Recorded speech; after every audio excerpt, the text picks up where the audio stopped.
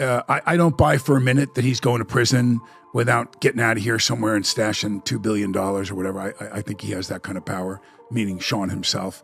But remember, it goes a lot deeper than that. There's a short life in Why do you think that is, what the creative side is? Well, because losing out money, you got to take drugs. You're going through so much to try and deal with life. Sean Diddy Combs, once a colossus towering over the music and entertainment industry, now finds himself shackled not just by the weight of legal accusations, but by the crushing betrayal of the one person he likely thought would never waver his own mother, but Janice Combs.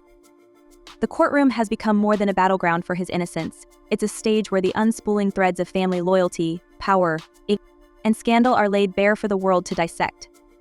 And if the stakes weren't already astronomical, the shocking revelations about Janice herself have turned an already devastating legal drama into something almost Shakespearean. Now, the interesting thing about the Epstein and the theory about Epstein is we know he filmed people for sure on that island. He has a lot of movies, a lot of films of people that are very, very powerful political figures, and entertainers, business people. So, do you really believe that Jeffrey Epstein himself? And of course not. Of course not. Yeah. Inside the Manhattan courtroom, the air is heavy with tension. Federal prosecutors, emboldened by mounting testimony and evidence, are painting a picture of a man who spiraled into a vortex of control and indulgence. Diddy faces a slew of charges from conspiracy to coercion, and the prosecution isn't holding back. They're determined to expose years of alleged misconduct, layering their arguments with chilling anecdotes and the damning accounts of accusers. But for all their efforts, the absence of a crucial witness dubbed victim 3 leaves a gaping hole in their case. It's a thorny issue that Diddy's defense team is quick to exploit, arguing that the missing testimony raises more questions than answers. Where is she, and why won't she testify? One of Diddy's attorneys boldly asked, turning the courtroom's scrutiny back onto the government's case. And yet, this isn't just a trial of facts and evidence. The emotional undercurrents are impossible to ignore, especially when Diddy himself takes the stand not to testify, but to simply sit and endure the world's judgment. His nervous energy is palpable. He fidgets, occasionally whispers to his lawyers, and at one point even apologizes to the judge for requesting a brief pause. "I'm sorry, Your Honor," he mutters, his voice barely above a whisper. "I'm a little nervous today." It's a rare glimpse of vulnerability in a man who's built an empire on bravado. But outside the courtroom, that empire is crumbling piece by piece. Did you ever spend time with the guy? Did you ever meet Diddy? I've met him before, yeah. How was he? Very nice guy, very smart, super business. He's very successful. The most devastating blow, however, didn't come from the prosecutors or the media frenzy. It came from Janice Combs herself. Once his fiercest defender, Janice has now taken a step back, or perhaps even a step against him. In a series of statements through her attorney, Janice has expressed a mixture of heartbreak and ambiguous support. "My son is not perfect," she admitted, a phrase that landed like a thunderclap amid the trial's chaos. She acknowledged his past struggles and mistakes, even referencing incidents of aggression that have long been whispered about but rarely confirmed. "Like every human being, my son deserves his day in court," she said, her words towing a delicate line between maternal instinct and public accountability. But what stunned many wasn't her tempered defense, it was the subtle way she distanced herself, as though preparing for the worst. For years, Janice was a central figure in Diddy's narrative, the rock-solid matriarch who stood by his side at music awards, business launches, and personal milestones. This was the same woman he once described as his superhero, crediting her for instilling in him the relentless work ethic that propelled him to fame. She was there when he gifted her extravagant presents like a luxury car and a 7-figure check for her 80th birthday. Their bond seemed unshakable. But now even that foundation appears to be cracking. Sorry. No, I get it. So you see some guys struggling with that. You see Bieber struggling with that. You see some of these guys struggling with that. They can't get it out of their head. And then there are the darker whispers about Janice herself. For years, she was celebrated as the proud mother of a mogul, but recent allegations cast her in a far more troubling light. In a lawsuit filed by Kirk Burroughs, the co-founder of Bad Boy Entertainment, Janice stands accused of orchestrating a scheme to strip Burroughs of his stake in the label. According to Burroughs, Diddy stormed into his office in 1996 wielding a baseball bat and forced him to sign away his shares under duress. Those shares, Burroughs claims, were later transferred to Janice, who allegedly played a behind-the-scenes role in the takeover.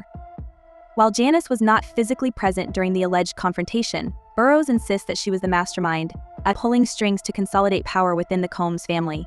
According to the Rolling Stone, the doc features an alleged childhood friend of Puff's, hip-hop producer Tim Dog Patterson. He alleged that Janice, Diddy's mom, would often throw parties at Diddy's childhood home. He says that during the parties, it wasn't uncommon to walk into rooms where adults was having sex. I mean, that was just their normal.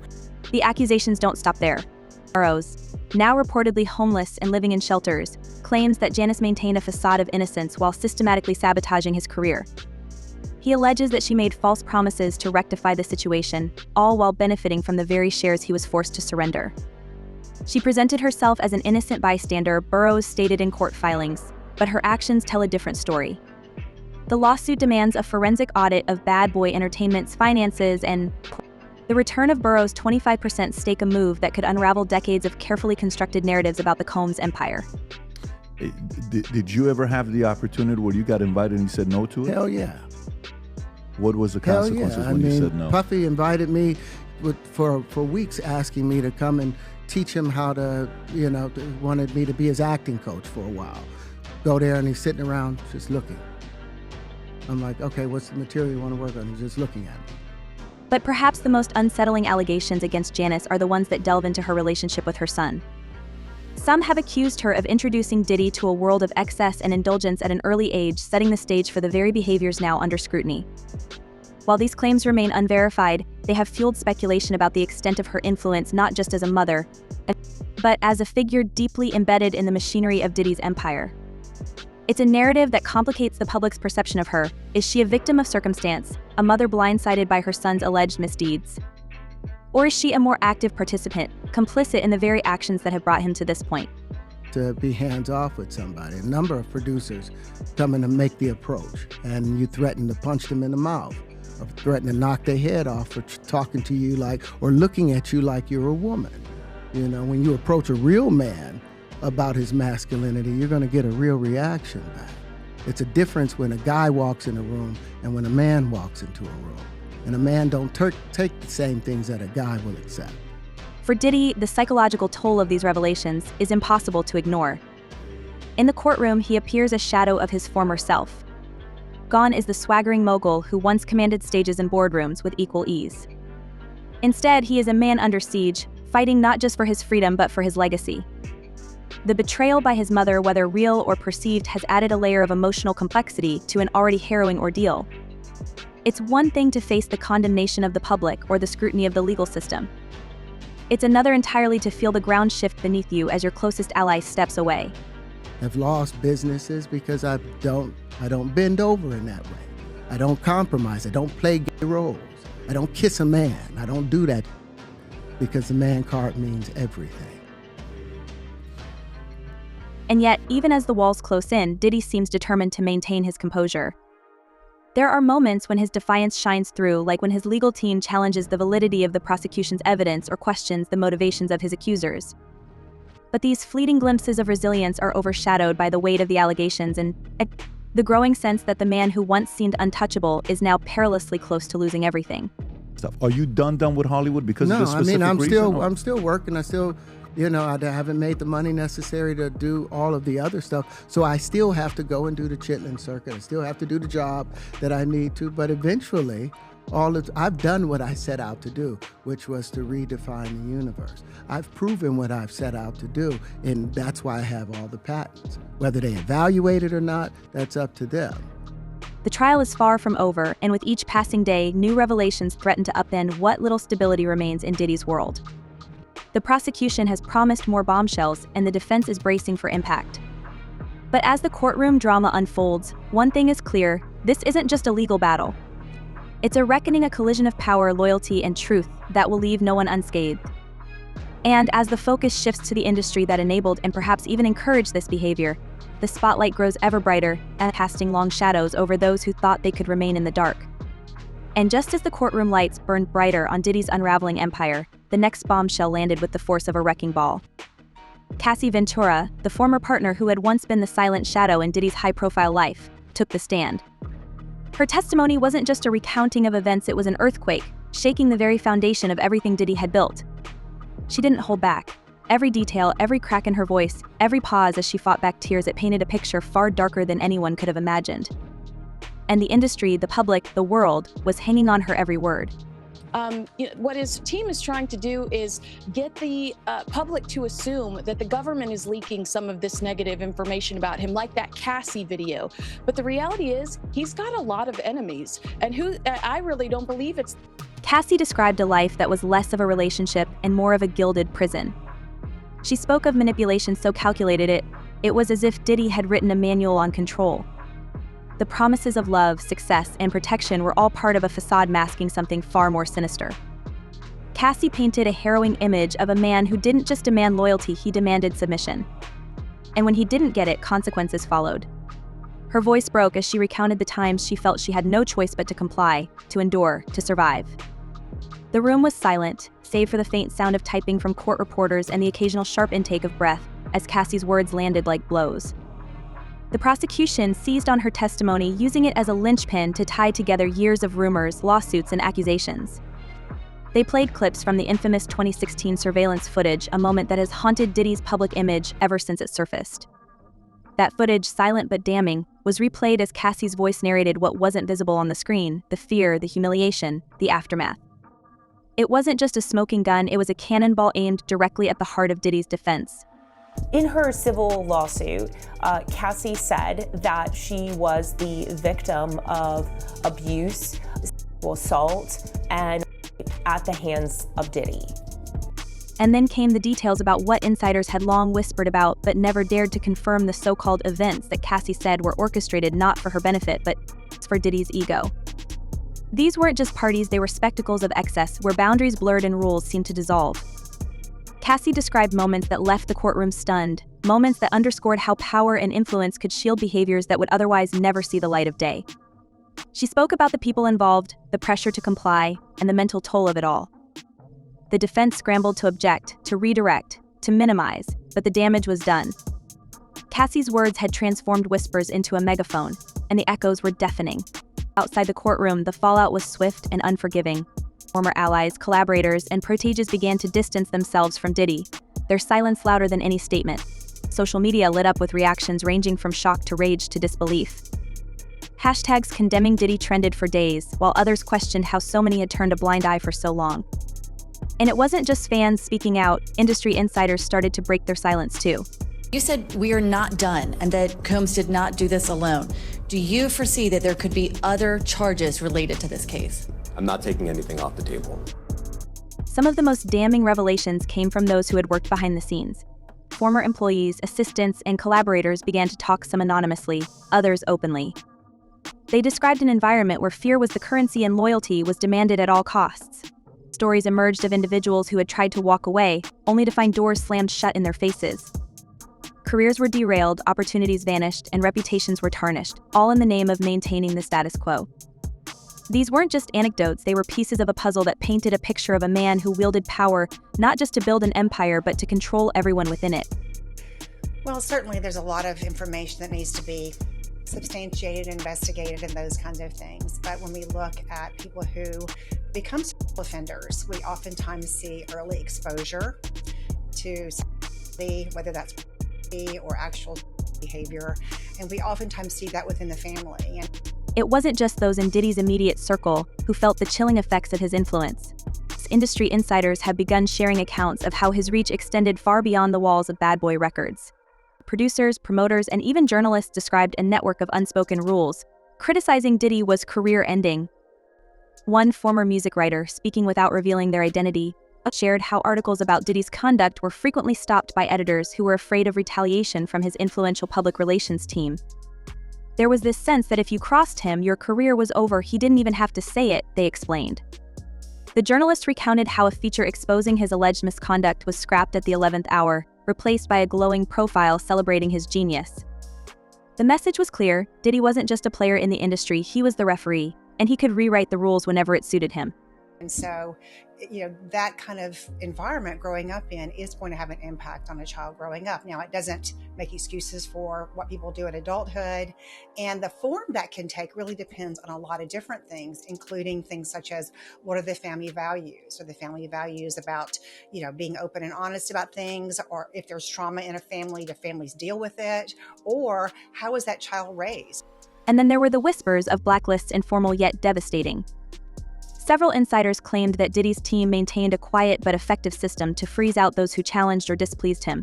Artists who refused to collaborate under his terms found their tracks mysteriously shelved, their names omitted from key opportunities. Event organizers who declined to host his extravagant gatherings reportedly found their venues trailing in credibility and bookings. It was a game of chess, and Diddy always seemed to be 10 moves ahead, using his influence not just to elevate himself but to erase anyone he saw as a threat. These tactics, though rarely discussed openly, added another layer to the growing portrait of a man who had built his empire not just on talent and charisma, but on an intricate web of control and fear. But I think another question that we just can't ignore is the fact as a role of power. Because one question is, how does somebody become the way they are? And then another question is, how are they allowed to stay the way that they are? And I think that also speaks to this kind of, lack of accountability. And then there was the industry itself, an ecosystem that had long enabled figures like Diddy to thrive unchecked. For years, his charm, charisma, and undeniable talent had shielded him from scrutiny. He was the golden boy of hip-hop, the man who turned Bad Boy Records into a cultural juggernaut. But now, that golden glow was tarnished, revealing the cracks in an industry built on image over accountability. As more stories came to light, it became clear that Diddy wasn't an anomaly, he was a symptom of a larger problem. The culture of silence, the complicity of those who benefited from his success, and the reluctance to challenge powerful figures all came under scrutiny. So remember when I said Diddy mother might be the originator of the freak-offs? Mm-hmm. All right, so apparently tomorrow there's the Peacock is dropping the Diddy documentary. It's called Diddy, The Making of a Bad Boy, and the doc gets into Diddy's childhood and his experience growing up in connection to the lawsuit and sexual assault allegations he's currently facing. Even those who had once defended Diddy began to reconsider their stance. Celebrities who had been photographed at his infamous parties were now issuing carefully worded statements, distancing themselves from the man they once called a friend. Some expressed shock and disappointment, while others remained conspicuously silent, perhaps hoping to avoid being implicated themselves. The ripple effect was undeniable. Brands that had partnered with Diddy began quietly removing his image from campaigns. Endorsement deals were paused or terminated. The once unstoppable mogul was now radioactive, his name a liability rather than an asset. But amidst the chaos, there were those who saw this moment as an opportunity, a chance to finally address the systemic issues that had allowed someone like Diddy to rise and remain unchecked for so long. Advocacy groups and activists began calling for industry-wide reforms, demanding greater accountability and protections for those who dared to speak out. They pointed to Diddy's case as a wake-up call, a moment of reckoning that could no longer be ignored. And while the industry scrambled to manage the fallout, the question remained how much of this was genuine and how much was simply damage control. The parties, Tim says, verbatim, that's what we were privy to. This was what we were fed. Was it desensitizing us? I'm sure it was. Were we aware of it? No, that was just Saturday night. In the doc, per Rolling Stone, this type of childhood is alleged to be why Tim, the longtime friend of Diddy's, Puff believes that Puff found himself in the position he is in now. As the trial continued, the stakes only grew higher. The prosecution hinted at more revelations to come, more witnesses ready to take the stand, and more evidence that would leave no room for doubt. The defense, meanwhile, struggled to keep pace, their arguments increasingly strained under the weight of mounting testimony. And at the center of it all was Diddy, a man who had once seemed invincible but now appeared increasingly isolated. The courtroom became a microcosm of his crumbling empire, a place where every decision, every action, and every word was dissected and scrutinized. Look at Diddy, for instance. Mm-hmm. Let's take a look at him. Mm-hmm. Let's take a look at, he has videos. He has videos of the parties. Now, what I've heard, which I don't know how much of it is in mainstream media, I don't really follow the story that much, but what I've heard from friends that are attorneys, friends of mine that have represented me before, agents and so on, is there's a bidding war going on right now. And yet, for all the drama unfolding in the courtroom, the real story was playing out beyond its walls. This wasn't just about Diddy, it was about an industry reckoning with its own complicity. It was about the people who had been silenced, the careers that had been destroyed, and the lives that had been forever changed. It was about a culture that had prioritized profit over people, image over integrity, and power over accountability. And as the trial moved forward, one thing became clear. This wasn't just a scandal, it was a moment of truth. So, what happens now? Does Diddy's empire crumble completely, or can he somehow claw his way back? And what about the industry that enabled him? Will it finally face its own reckoning, or will it simply move on to the next scandal? Let us know what you think down below, and we'll see you in the next one.